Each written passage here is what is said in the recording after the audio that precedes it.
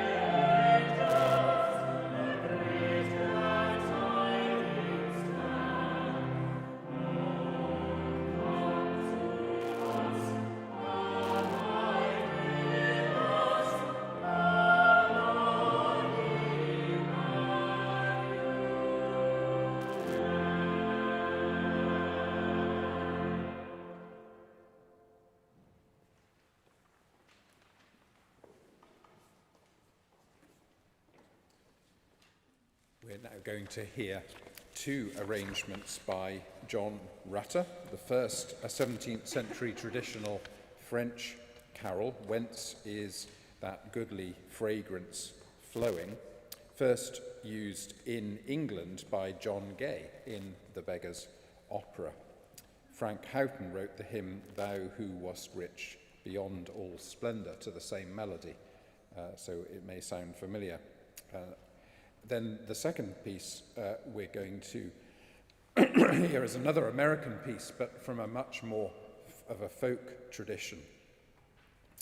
I wonder, it wasn't originally a Christmas carol, but is now usually performed at Christmas and sung at Christmas. It was written down by American folklorist and singer John Jacob Niles in 1933. He was in the town of Murphy in Appalachian, North Carolina, part of the world I know very well, and he was attending a fundraising meeting being held by evangelicals who'd been ordered out of town by the police.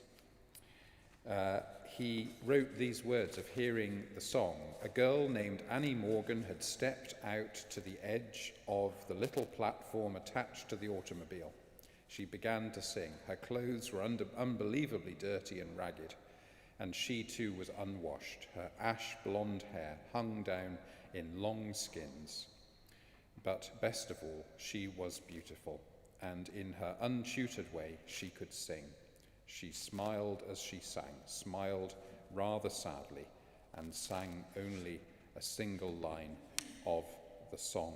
Niles turned that into a whole song, and we're going to hear it now after we've heard the French carol Quelle, celle, odeur, agreable.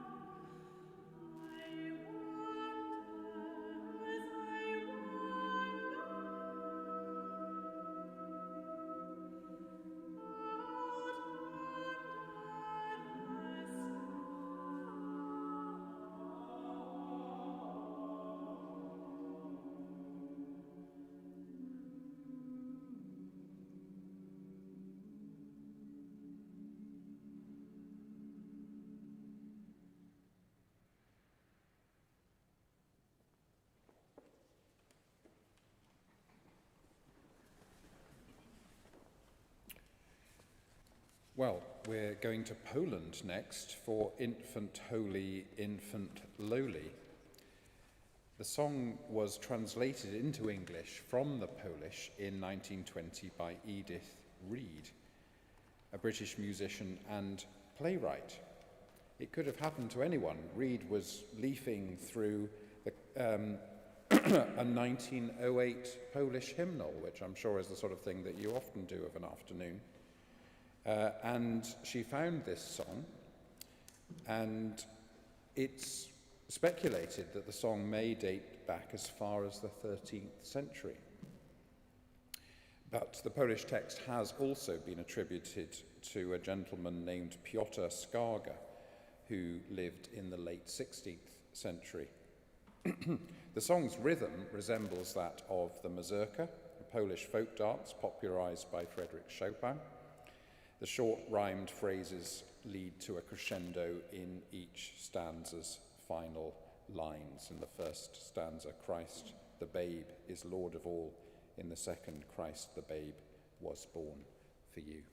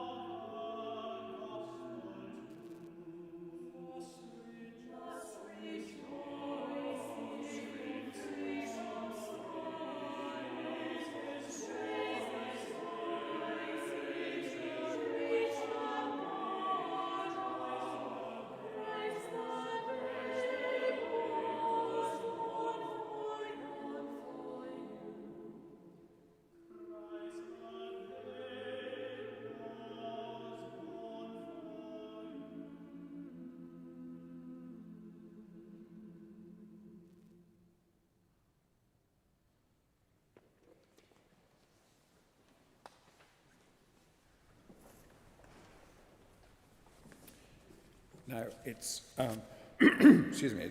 Now it's time for us to sing together with the voices again, and we're going to sing Silent Night. And you might say we've gone from Poland to Germany, but you would be wrong, because Silent Night was not written and arranged in Germany. It was written and arranged in Austria, and as you'll probably know, if you tell the Austrians that you get them mixed up with the Germans, you can find yourself in a lot of trouble. It was first performed on Christmas Eve 1818 at St. Nicholas Parish Church in Oberndorf, a village on the Salzach River in present-day Austria. Of course, then it was the Austro-Hungarian Empire. A young Catholic priest, Father Joseph Moore, had come to Oberndorf the year before. In the aftermath of the Napoleonic Wars, he'd written the poem in 1816 at Mariapfarr, the hometown of his father in the Salzburg-Lungau region, where Joseph had worked as an assistant priest. And there's a rather wonderful story about how this poem came to be turned into the Silent Night, the hymn that we know today. What happened was that young Father Moore discovered that the organ pipes had been damaged in a flood.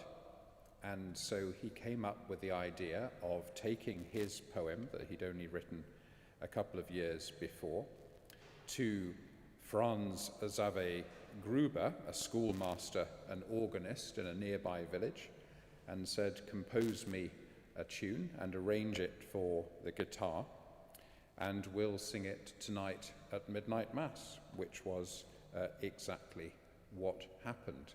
So even though Silent Night is obviously deep laid in the tradition, and of course famously 100 years later was sung between the trenches on Christmas Eve 1914, it began as an emergency stopgap. So we remain seated, and the voices will stand and lead us as we sing Silent Night.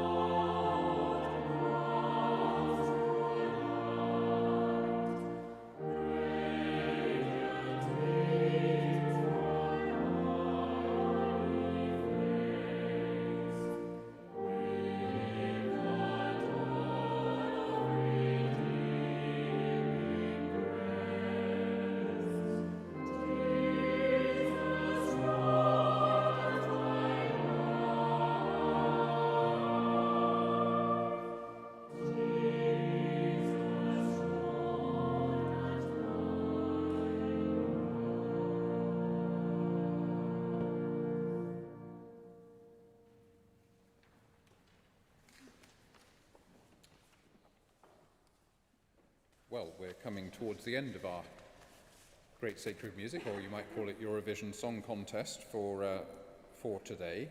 I hope you've enjoyed yourself. If you have, if you're in the building, you can make a donation with cash or with a card on a card reader as you leave. If you're joining us online, you can donate by text or by going on our website. Do pay attention to our website closely in the next couple of weeks. It may not have escaped your attention that we're not quite sure what the future holds in the public health realm. What we can tell you is that Great Sacred Music will be online for the next couple of Thursdays. We're not quite sure after that at the moment. But our regular services will all be going ahead this weekend, and on Christmas Eve, and our concerts are still going ahead unless we're told otherwise. So do join in our musical and our worshipful life here at St. Martin's, and the cafe's still open downstairs and so on. But there is that kind of sense that this isn't going very well.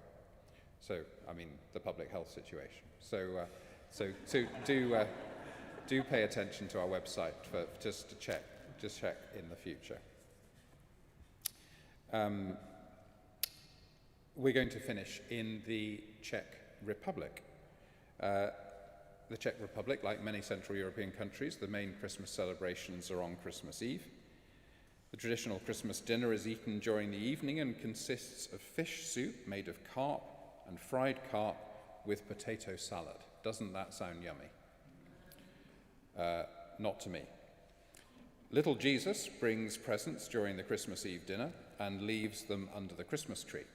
Malcolm Sargeant arranged a Czech carol that starts with girls and boys and then extends across time and space to encompass the breadth of the Christmas story, concentrated in the moment everyone and everything in earth and heaven worships the newborn King. It's called the Zither Carol. Thanks for joining us.